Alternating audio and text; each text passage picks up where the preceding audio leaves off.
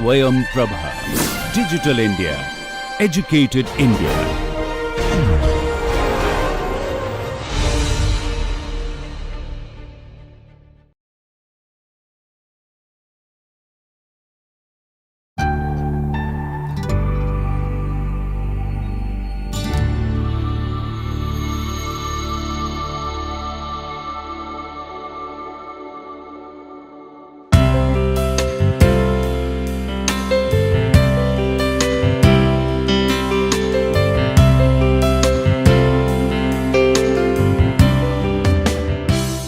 Welcome to the course Introduction to Urban Planning.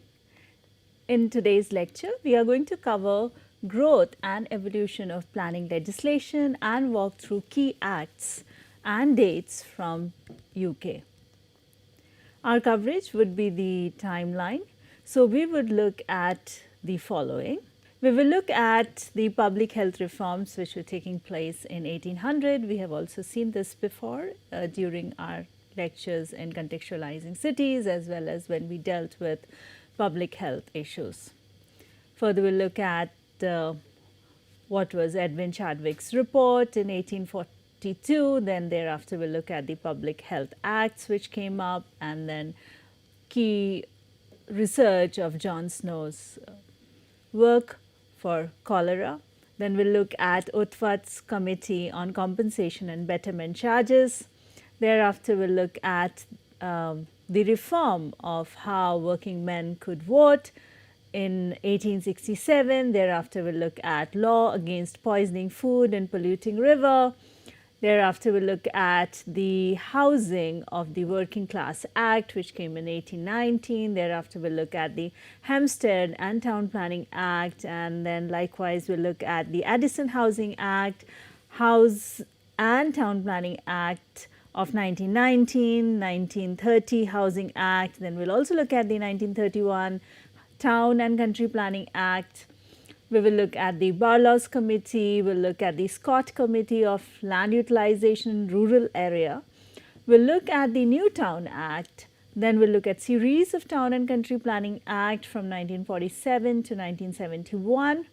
So these will be our coverage for today. The major learning outcomes which we are looking at is that you should be able to identify these key legislation and you should be able to describe them. Further, you should be able to review the legislative experience and transformation. So, you should be able to sequentially see what context we were going through, and then how our understanding was developing and how each players were playing in this, and then what kind of legislative changes were taking place. Further, you should be able to compare the current global and Indian context, and you should be able to see the direction in which we are taking.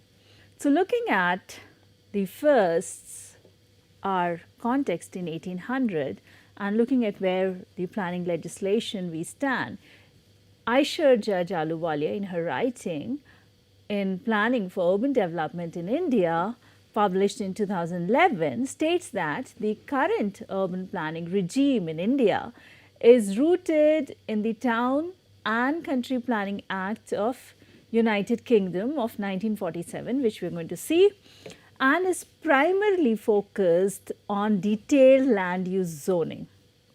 So, we see that our Indian context is majorly rooted in the Planning Legislation Act from United Kingdom. So, that is why we are looking at all these evolution and growth, what is happening here. Further, she states that this practice was followed by many developed as well as developing countries, but for some years now there has been a move away from the rigid master plan in many countries, including the United Kingdom, and we are moving towards much more flexible planning. So, if you will recollect, we discussed about this during our contextualization of cities series. Cities all over are now exploring more flexible ways to accommodate changes in land use and density pattern over the time. If you will recollect, we also saw this flexibility aspect coming in Bhopal Development Plan. Moreover, she suggests that the earlier approaches in planning We treated urban transportation as the result of land use planning. However, now we see two-way relationship as we saw in while we discussed TOD in our contextualization of cities.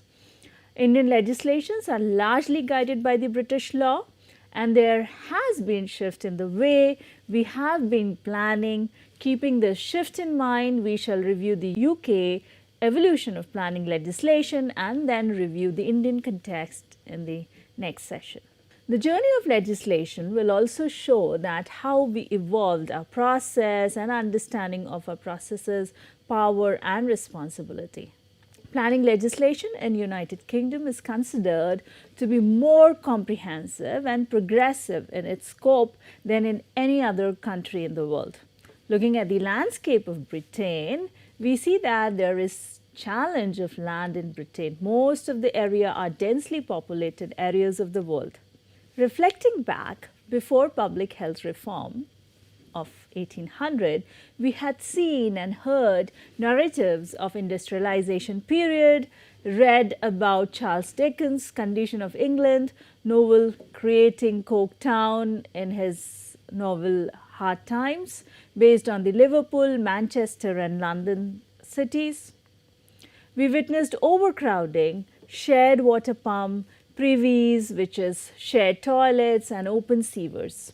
We also see there was frequent outbreak of disease. We have discussed this a lot in our public health series. There were outbreak of cholera, diphtheria, tuberculosis. Until that time, germs were not discovered. Each time there was an outbreak, nearly 26 to 53,000 people died. Further, we see there was laissez-faire system, which meant the government would not interfere or there would be no intervention from the government side and market would dominate. At this time also we see that germ theory took some time to come up. Germ theory by Louis Pasteur, it came up in 1861.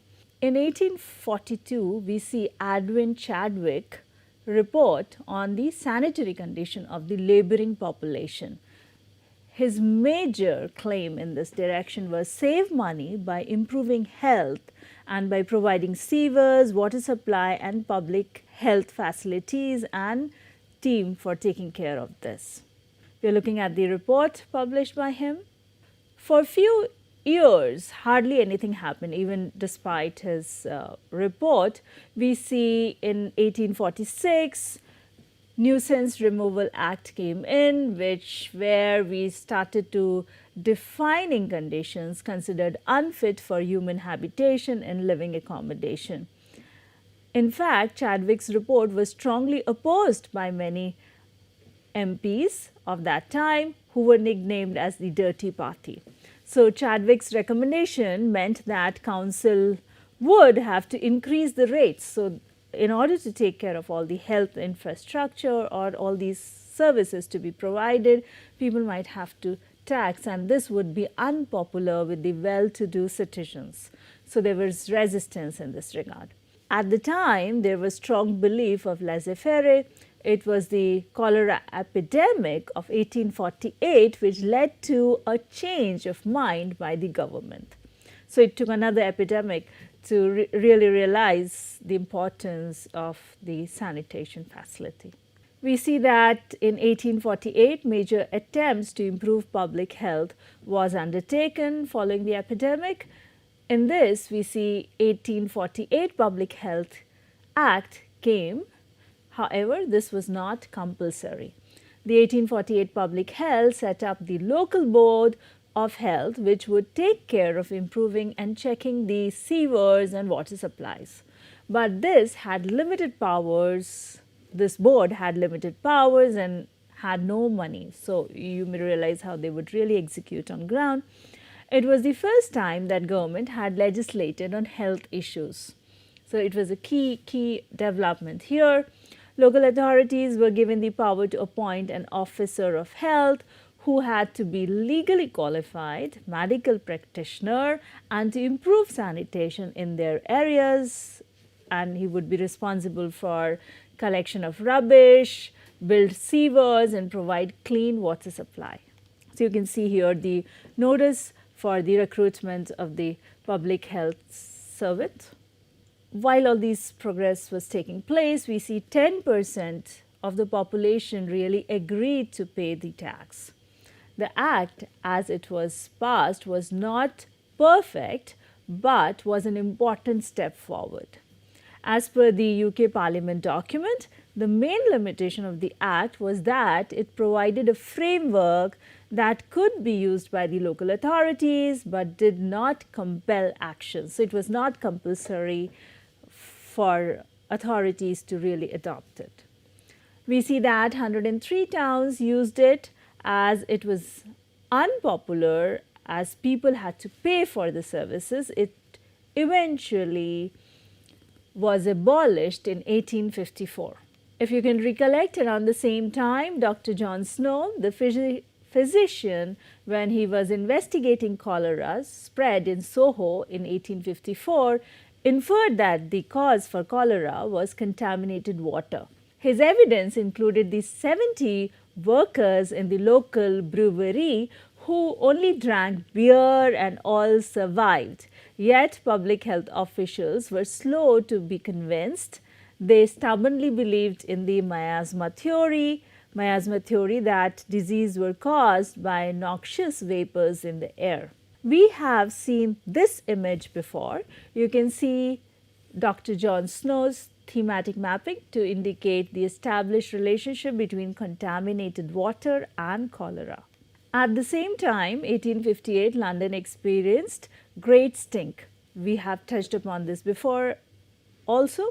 As per the Stories of Cities by The Guardian, by the mid-1800s, the river Thames had been used as a dumping ground for human excrement for centuries. At last, fear of its evil odor led to one of the greatest advancements in urban planning. You may recollect Joseph Bazalgette's sewer system was designed in 1865.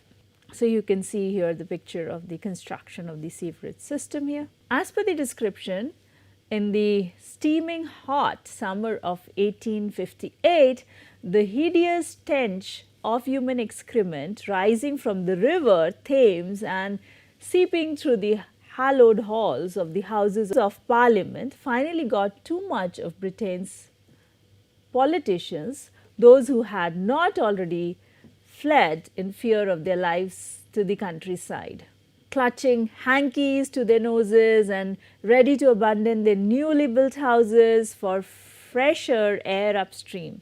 The lawmakers agreed upon, when this happened, lawmakers agreed urgent action was needed to purify London of the evil odor that was commonly believed to be the cause of disease and death. The outcome of the Great Stink, as that summer's crisis was coined, was one of the history's most life-enhancing advancement in urban planning. It was a monumental construction project that, despite being driven by doubtful science, we didn't have that kind of engineering at that time, and the political self-interest, dramatically improved the public's health and laid the foundation for modern London. By 1861, it was realized that Chadwick and Snow were right. The scientific evidences which they gave, it was right. Some were more than willing to pay for reform for health, as now there was scientific proof. The heavy investment they made in the city also proved to be of great worth. In 1866, most of London was saved from the cholera outbreak which hit part of East End, the only section which was not yet connected to the new system had the problem. Further, we see following all this, in 1872, we see Public Health Act came in, where appointment of medical officer was made compulsory in urban areas. In 1875, public health, which was compulsory, unlike before, in this sewers and water supply and inspector's position was created. Further, we see in 1875 public health, this particular Public Health Act became compulsory, unlike the act before. in the sewers and water supply, and inspector's position was created. So, you can see here the Public Health Act from the archival. In 1867, we further see working men could vote. So, this kind of reform was also parallelly going on. So, when working men were able to vote, then it brought in a lot of change. So, you would see that attention to their requirement was important. So, this was done at the time of liberal government of Lloyd George.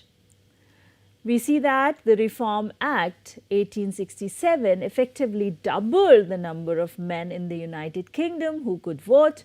The passage of this bill came after lengthy and vociferous discussion in the Parliament and out. As a result, every male adult householder who lived in a borough constituency now had the vote, as did men who rented and paid £10 in rent. To the electoral votes were added 1.5 million voters. Further, we see in 1875 Artisan Dwelling Act. So, now you can see that men could also vote, more number of working men could vote. So, now we are seeing emphasis being given here. We see that Artisan Dwelling Act came in, which focused on housing condition, pavement and lighting. It gave local authorities power to buy up and redevelop slum areas, also known as Cross Act of 1875. This act is also known as the Cross Act. And you see that it empowered municipalities to buy and demolish slums and to build housing for rental. The so-called Second Cross Act 1879 also dealt with housing. Also in 1875, Cross carried through Parliament the Factory Act regulating the employment of women and children in textile mills, the Public Health Act, a comprehensive sanitary code, and 2 statutes reinterpreting Gladstone's trade union legislation of 1871 in a sense more favorable to the unions. So, you see that now the workers, the unions were getting stronger, and attention was paid to their requirements and the living conditions. As per Dr. Ian Morley's publication in 2005 titled Death and Life in Industrial Settlement, the British model of dealing with urban developments from the 1830s to 1914. Acts such as these were precursors to the development in England and Wales that from the mid-1870s permitted the clearance and rebuilding of large-scale urban districts. So, you see lot of slum clearance happened at that time. By the mid-1870s, municipal responsibility for the urban environment had been shaped by the Artisans and Labourers Dwelling Improvement Act of 1875 and by another Public Health Act, which encouraged the removal of insanitary localities by empowering municipalities to make bylaws relating to street widths, building heights and other matters affecting layout and structure. Within the Public Health Act 1875, England and Wales was divided into urban and rural sanitary districts, which were clearly defined and supervised by the local government board. At the same time, we see in 1870 law against poisoning food and polluting rivers also came up. You can see that how efforts were made to clean the rivers. So, this act was also in place to protect the river and also to take care of the food stuff. Further, we see in 1890, Housing of the Working Class Act came. This act extended the Artisan Act of 1875 by offering greatly increased loans to the local authorities. So, now local authorities could acquire loan to do the work for the working class people or to provide housing for the working class. Further, we see in 1903, work began on the Letchworth based on the garden cities. So, if you recollect, we did this in contextualizing cities, we talked about the garden city coming up. So, in 1903 that work started, and based on that in 1906 Hampstead Garden Suburb Act came in. So, here you can see the Letchworth created at that time. Simultaneously, we see that what was parallelly happening at that time. In 1906, free school meals were served. Then we see in 1907, medical checkups in school was also undertaken, and help for new moms was also extended. Furthermore, we see in 1908 old age pension was also started. Then in 1909 housing reform happened, and in 1912 free medical treatments in school was also initiated. So, you see parallelly how the social reforms has been also gaining momentum here with the change in the voting rights. Looking into the 1909 Housing and Town Planning Act, it was the first enactment to deal with town planning. So, here we started dealing with town planning. The Act empowered local authorities to prepare town planning schemes in respect of any land likely to be used for building purpose, with general object of securing proper sanitation, condition, amenities and convenience. But this act did not apply to already built up areas. So, which was already there, that could not be really be considered under this, but the new construction which was happening under that, they had to follow all these provisions. This act compelled local authorities to tackle substandard housing, new housing development encouraged on garden city principles. Back-to-back housing was made illegal at this time. You can see the map of city of Edinburgh from National Library of Scotland. We further see that in 1918, Addison Housing Act came in. Through this act, construction of 5 lakh new homes were planned. However, only more than somewhat around 2 lakhs could be completed. If you'll see, it's almost 100 years now. So, Addison Act made working class housing a responsibility of the state and paved the way for the construction of hundreds of thousands of council homes. And if you will connect with the Indian scenario, what we studied in the public health segment, where the Bombay plague was also happening, and emphasis was also given to the working class housing in Indian context as well. So, in the image you can see the massive construction which was taking place. Moving on, we see the Act of House and Town Planning of 1919. This was the first time where it was made obligatory for certain local authorities with more than 20,000 population to prepare and submit planning schemes. So, now we see that now they have started identifying the threshold population. So, wherever the population would be 20,000 or above, they have to prepare a planning scheme and they have to submit the planning scheme. The local authority has to submit it. So, thereafter we see Housing Act in 1924, where extensive grants were given to local council for new housing. So, we see that first they were given the responsibility to submit the plans, later on they were also given resources in terms of grants to undertake the housing projects. Further, in 1930s, we see Housing Act came, which required clearance of all remaining slum accommodations and rehousing. In the image you may see Victorian terrace housing due for demolition. In the image you may see the backyard of the tenement house in 1930. Moving forwards, we see Town and Country Planning Act of 1931. In this particular act, you can see the term country was introduced.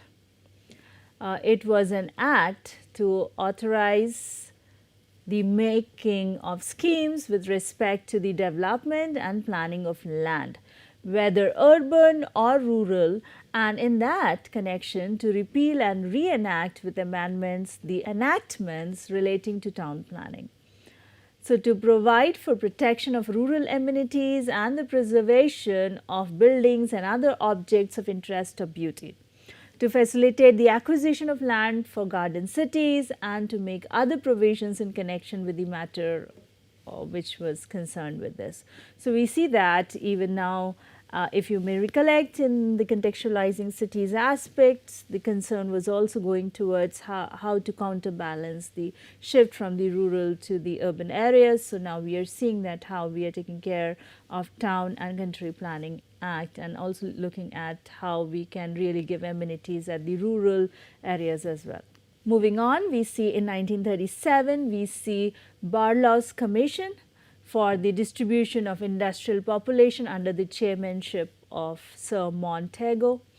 So, we see we are at the now at the verge of the World War II, and then also we are seeing rapid urban industrialization here, and then also a disbalance between the rural and the urban context. So, this committee was formed, which was required to see the socio-economic or the strategies disadvantage arise from the concentration of industry in large towns and measure to be taken in the national interest. The observation included that there was heavy unemployment in some regions where people were out migrating. Further, we see growth of slums, of working housing was happening without essential amenities, intrusion of factories and go downs into the built up residential areas, traffic bottlenecks during the peak hours in the industrial cities.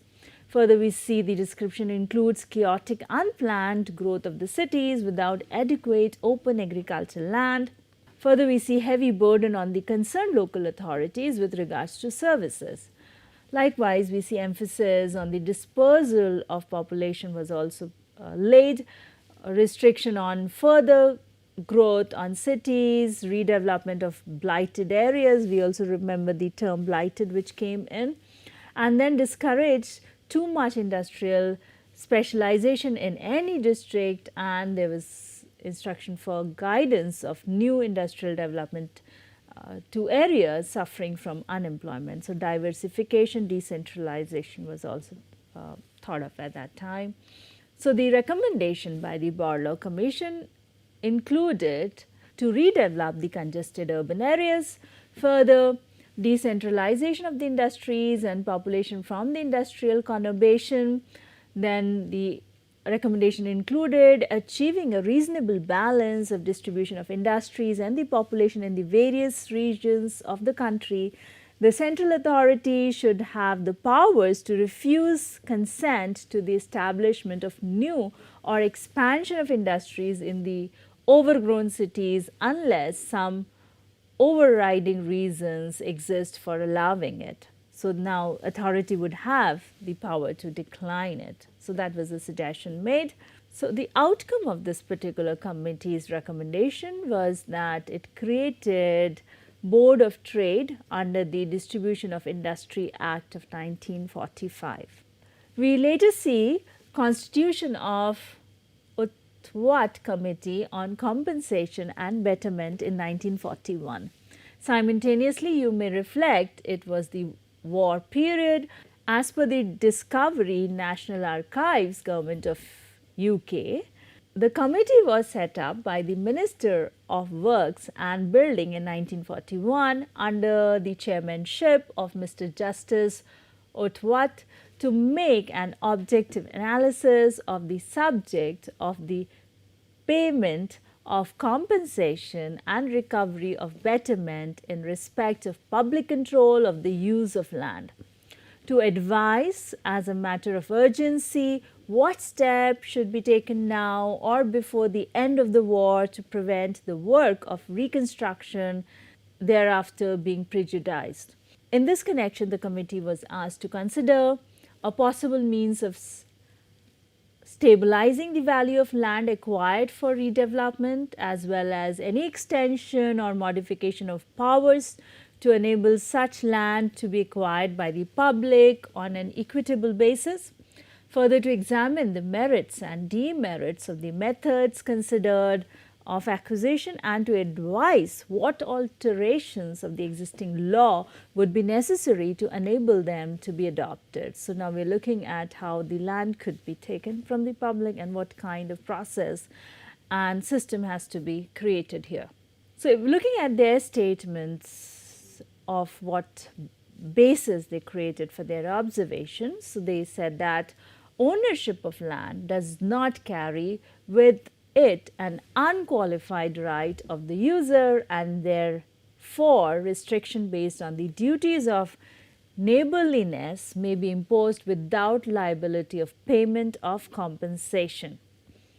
So, you may recollect our initial talk about why do we really need legislation, because there is conflict with the rights of the people. So, we see here how we are justifying or what argument we are putting here.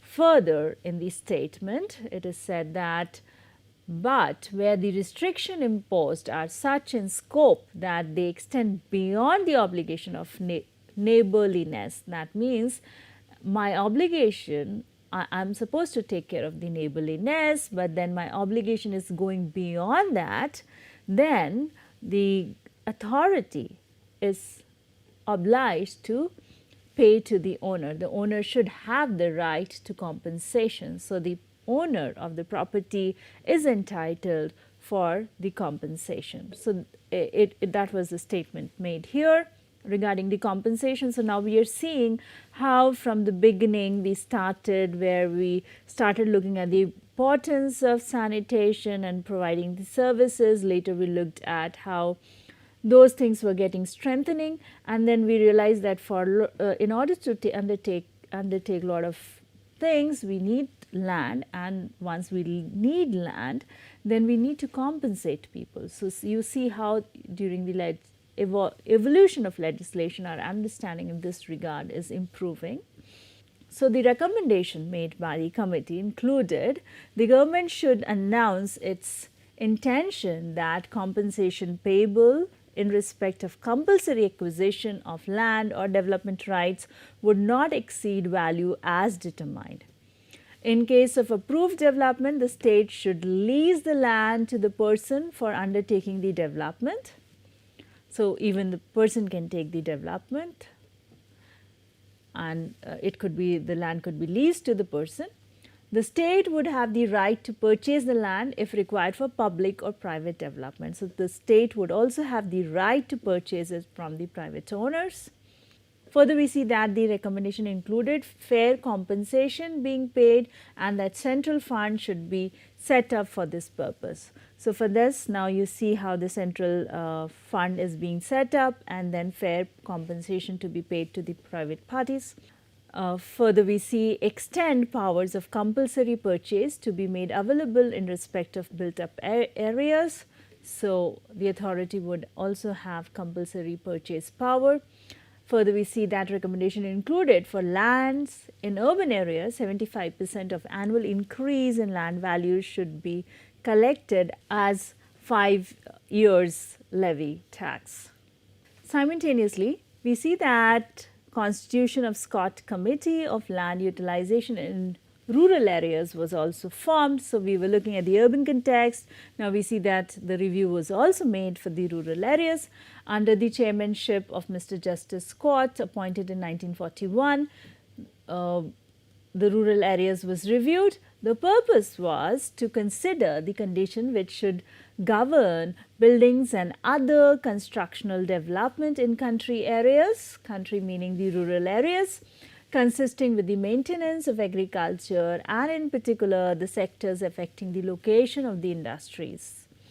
So, further the purpose included to take care of the well-being of the rural communities and the preservation of the rural amenities. So, you may also recollect that we really fancied and liked the countryside. We appreciated the rural life because of the green and the quality of life what was there in the urban area.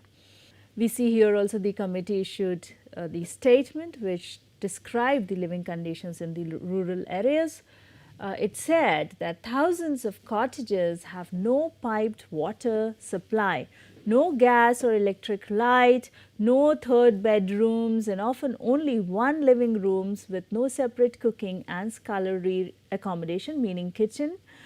For the great majority of rural workers, a bathroom is a rare luxury. So, a lot of people didn't even have access to bathroom. So, this was the condition at that time in the rural area. And the purpose of this particular committee was to look into how agriculture can be improved, maintained, and also to arrest the shift of the population from rural to the urban areas, and then how the rural area could be improved compared to the urban areas, and then also how to avoid the loss of fertile land. The recommendation of the committee included extension of supply of gases, water and electricity, as well as also declaration of national park in the countryside. Moving on, we see in 1946 New Town Act came. This led to the creation of new towns at Stevenage, Hemel, Hampstead, Basildon, Bracknell, Corby, Crawley, and so on. In the image, you can see the BBC News of 2016, which highlights the Stevenage in Hertfordshire, which was designated the UK's first new town, devised as a radical solution to London's post-war housing crisis. Moving on, we see in 1947 Town and Country Planning Act, which establishes procedure to control the growth of towns and cities.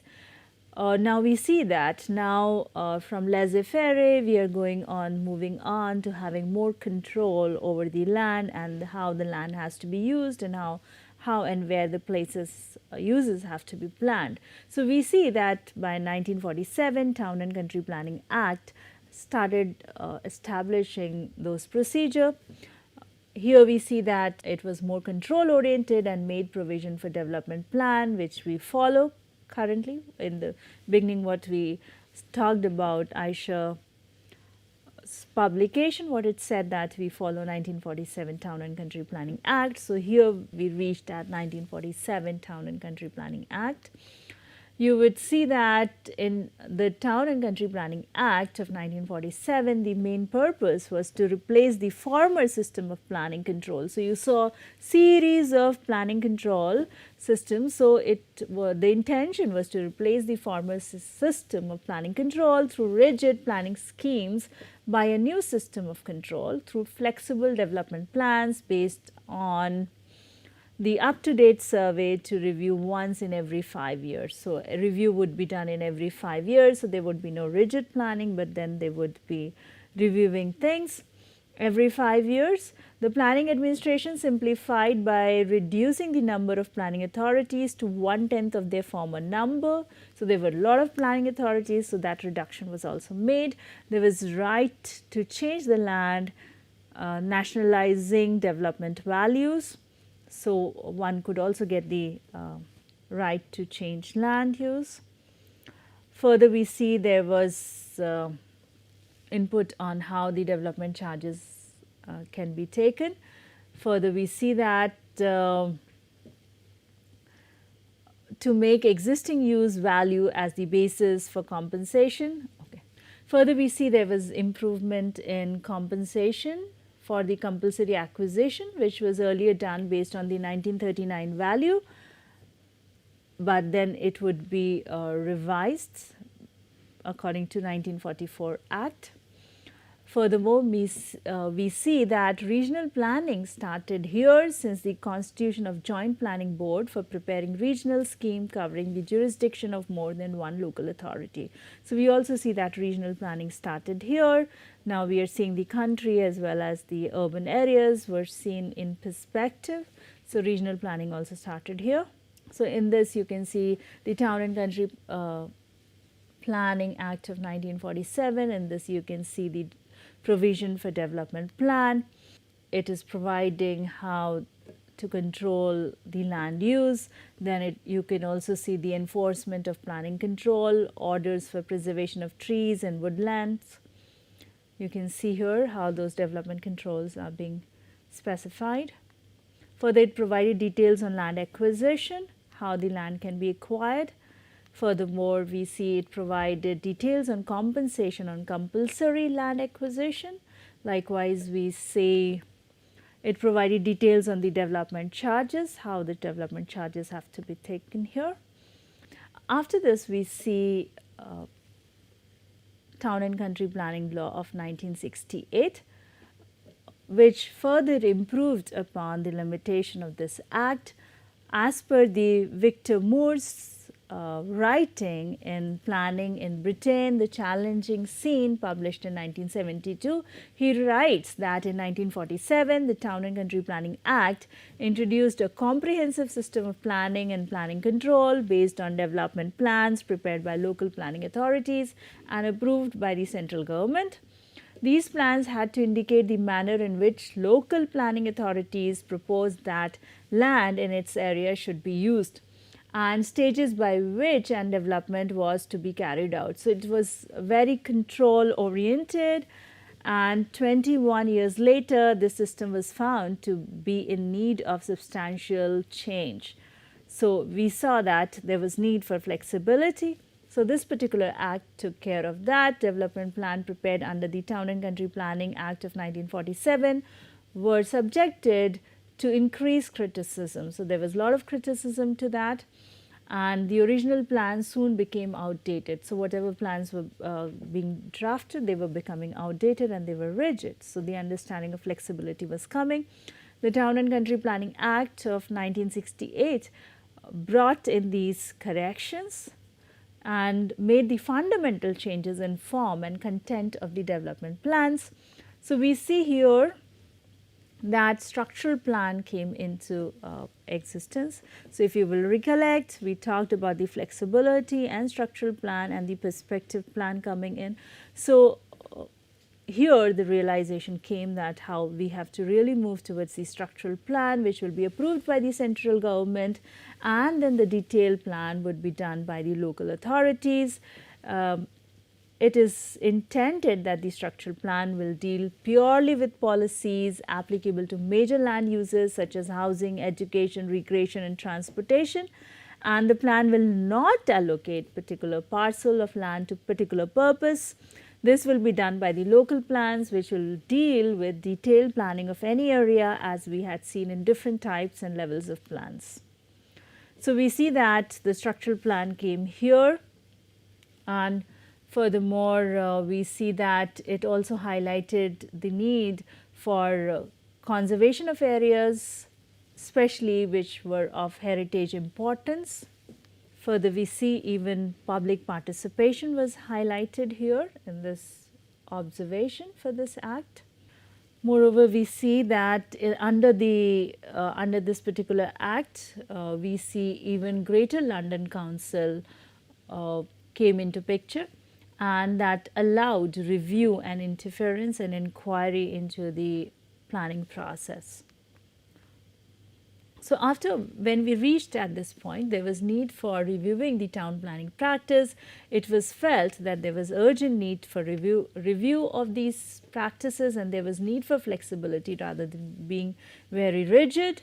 And further, the important understanding which came here was that physical planning was also becoming integral part of the socio-economic planning, as well as we saw the need for public involvement was the realization for public involvement was also coming in here. So, based on that, there were a lot of reviews like People in Planning, Local Government in England. There were government proposal for reorganization in 1971. We further see that there were planning advisory group which made their observation, and it made the observation that 20 years of planning is very rigid and it is very cumbersome and it has too many details. So, because of that, a lot of revisions were required, and later the Town and Country Planning Act 1971 took care of all these flexibility and the concept of reviewing people's participation, as well as the structural plan concept came in finally here. So this was what we looked at today. We looked at the sequential, the key dates and key interventions which took place in UK, and we saw that how it was beginning from how we started looking at what kind of public facilities has to be given, and then how land has to be acquired for that, and how the planning has to be done, and then how land has to be acquired and what kind of compensation has to be given, and further how we need to be flexible, further how the structural plan has to be done, and then we came to the understanding of how people have to be involved in the process. So we looked through all these acts today. We looked at the public health reform, we looked at the Edwin Chadwick's report, then John Snow's cholera map, then Great Stink of London, various committees we looked into today.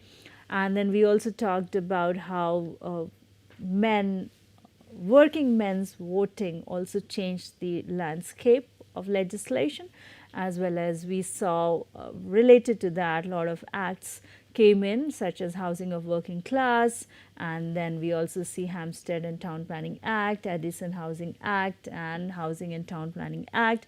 We also saw that how regional perspective came in, Town and Country Planning Act, then various committees which reviewed, then we also had New Town Act, as well as we look at the Town and Country Planning Act series of act coming in, and our understanding improving with that. So this was our coverage today. We are going to look at Indian landscape in the next class.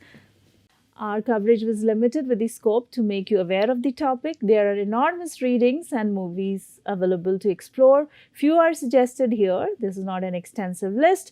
You may feel free to suggest more from your experience. Please feel free to ask questions. Let us know about your concerns you have. Do share your opinion, experiences, and suggestions. Looking forward to interacting and co-learning with you while exploring cities and urban planning. Thank you so much.